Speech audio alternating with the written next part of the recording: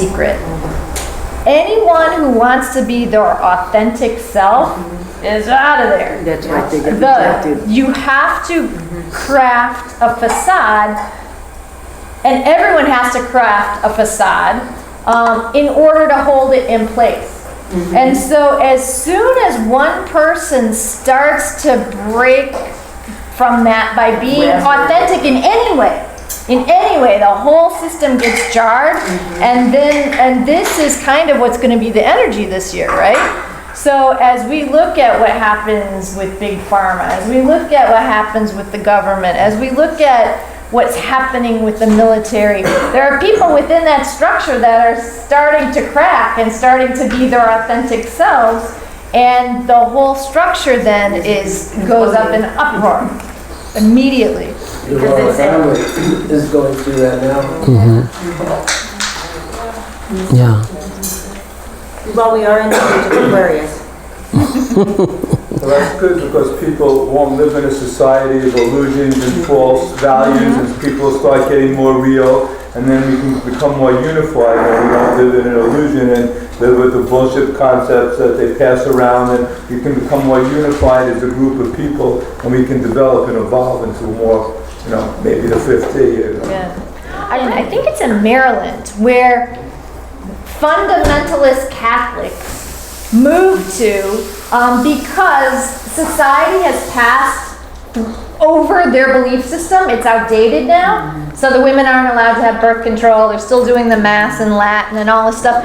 And they had to remove themselves from society and create their own town because people were poking their bubble all the time. You're a misogynist. Why can't women, what are you doing having all these, do you ever think about how this feels to your wife? And because that was so scary to them, they created their own town and segregated themselves so that they could live in a society where they didn't have to jar that secret, or be called on their beliefs, which everyone else does. To be getting passed to the next generation. Exactly. But we have that in other religions too. Yeah. Yeah. So in order to do that, people actually now feel like they have to closet themselves away in order to keep that. Well, I don't know that that's closeting. I think all of these some pockets of agreement and some pockets of disagreement on just the whole concept of secrets and what it is and what to do about it and how to live and how not to live. And so it's really, thank you to everyone, because you've done my work for me, and I've always appreciated when that happens, because this is really the goal, is to expose all of us, in a sense, right, our thought processes, and it's not that anybody is right or wrong, it's just we all, as individual human beings, as single thoughts in the mind of God, right? We are all learning, living, growing, expressing ourselves differently with different opinions, different thoughts on how things are or how things are supposed to be. But I think we can all agree that at some level that the secrets that we individually carry, the secrets that become shame and cause us to doubt our worthiness to exist, to doubt that we should even be here in the first place, is we don't need to reach a common agreement on what a secret is, but we can certainly all have compassion for ourselves and each other for the fact that when those secrets become shame, then that is a place where we can reconnect with our humanity, reconnect with other people, and be able to share in this process where we are using our spirituality to inform our humanity in how we can function as individuals and still be here on the earth plane, but also be guided by spirit. And because ultimately, when we talk about going to 5D, we're not talking about all of us leaving, going through some magical process in some corner of the universe and then being plunked back down on the planet again, right? We're actually talking about all of us staying here and evolving and growing and moving into 5D as the people we are right here today. And so we get to work together. I think you were first. Yes. an element to that. letting go of the judgment and allowing more compassion to flow through us, which is really, if we stop judging ourselves, and we'll have more compassion for ourselves, and then it becomes the compassion cycle, which we take out into our lives and then out into the world. But I think one of the things that's important is that as we enter into the Saturn-Pluto conjunction tomorrow, officially, I hope everyone's planned a way to celebrate. But as we move, meditate, yes. But as we move into that, this really isn't just about us, it's about all the rest of the people on the planet as well. Because we're coming into a very intense time in our world. And we're going to be encountering people who are not where we are right now. We're going to be encountering people who their secrets are going to throw them for a loop. And the secrets they want people to hold, and maybe we get to exercise compassion toward those people. We get to exercise non-judgment toward ourselves with what we see and hear and experience with them. And then maybe we become the people that no longer are accomplices in this world of secrets by not agreeing to keep the secrets, that encouraging letting things come out into the light so that they can be healed with fresh light, right? That bringing them into the sunlight, bringing them into the light in a compassionate way, not forcing anybody to do that, but just being a willing listener if that's what they need, and not judging them if they need a listener, not judging them if they can't do it themselves initially, but eventually they'll learn like we're learning, and we're still learning, and we're all still learning, and which is a wonderful thing, and we're learning from each other. And that's one of the things that is so much fun about sitting in this seat, and I would encourage all of you, if you haven't done this yet, to do it, because you get to be part of this thing, and if you don't mind throwing something out there and watching people, kick and step on your baby, it's wonderful, right? But at the same time, it creates a space for us all to discuss with an ebb and flow, and to really look at these topics and be able to do something with them. And one of the questions when I started with the idea of asking questions, it was really for discussion, but I think we're making more progress with the discussion that we're actually having now than we were with the questions. So one of the fun things is when we stop judging ourselves, we don't have to stick by our own script, which is wonderful to not have to do that, right? So I love where this is going in the place of really understanding that our goal is to learn self-compassion, to learn self-love, to learn to stop judging ourselves, because we really truly only judge each other when we're judging ourselves. Oftentimes I can't see something in myself until I think I see it in you, all right? And I have people in my life that I say, I'm sorry about that, and I'm probably not done yet. But for me, it's hard to see things in myself. It's easier when I think I see them in other people, and then, oh, wait a minute, they're just a mirror. They're just reflecting me back to me. And so it becomes fascinating when we look at it that way.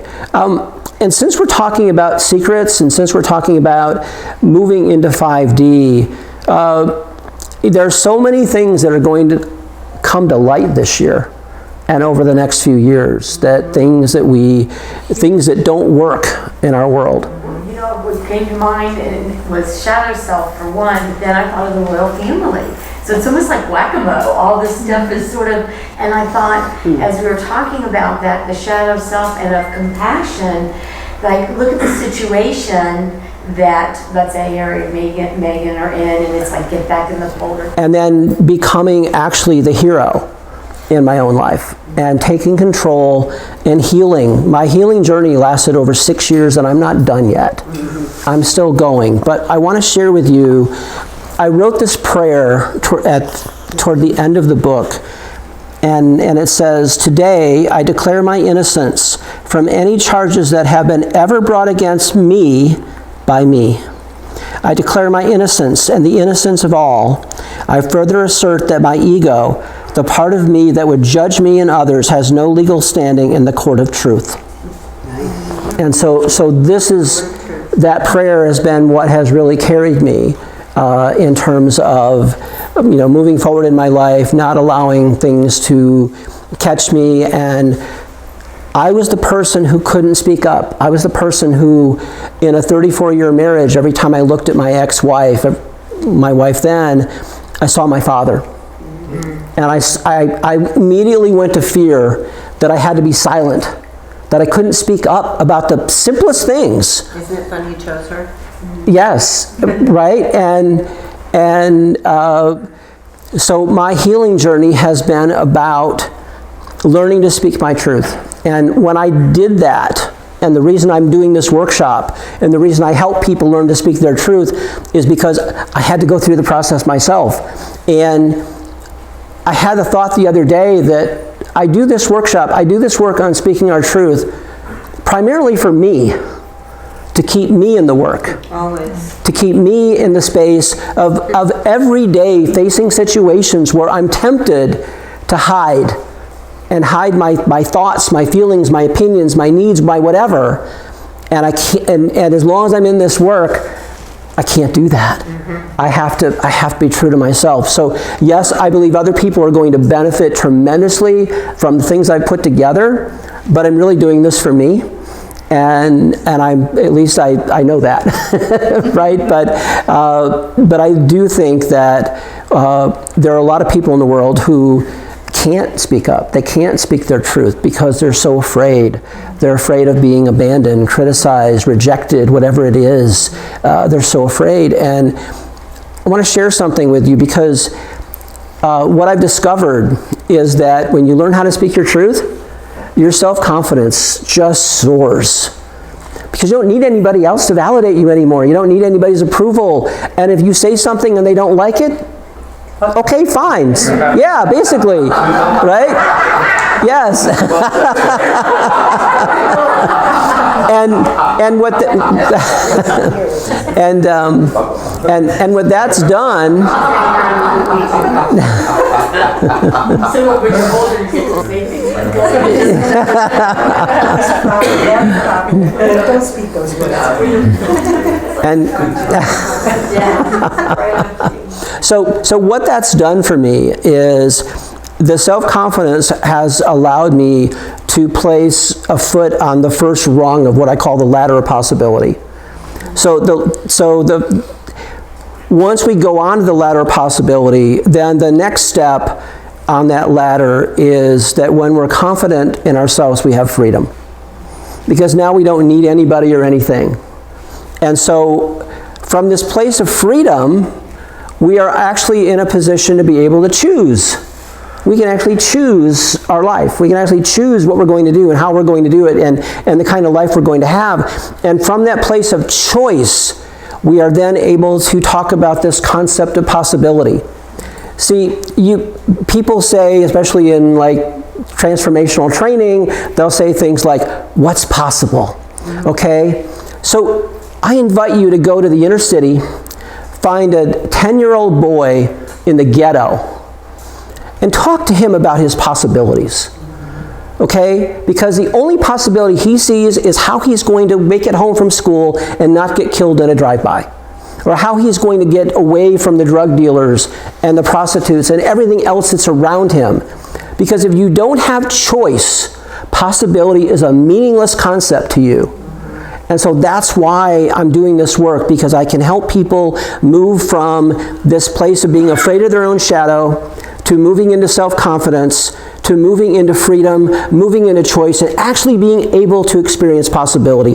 And here's the funny thing about all of this, because the top rung on the ladder of possibility is called peace.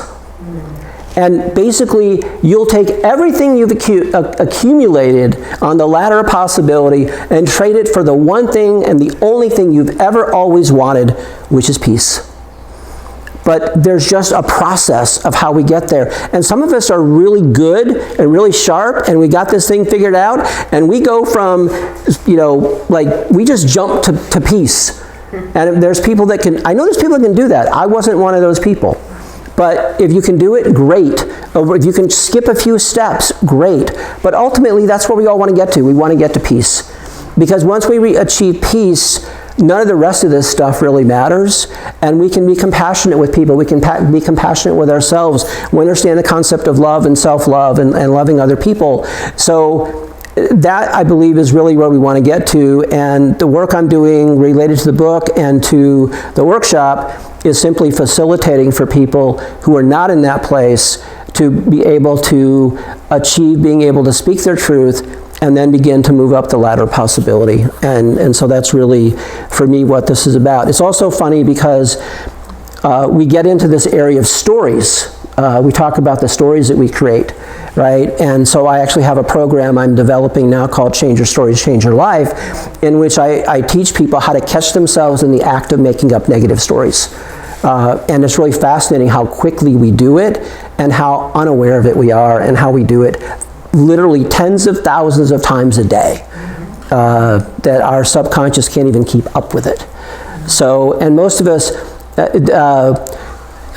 well, actually, we got therapists in the room. So let me ask the therapist a question.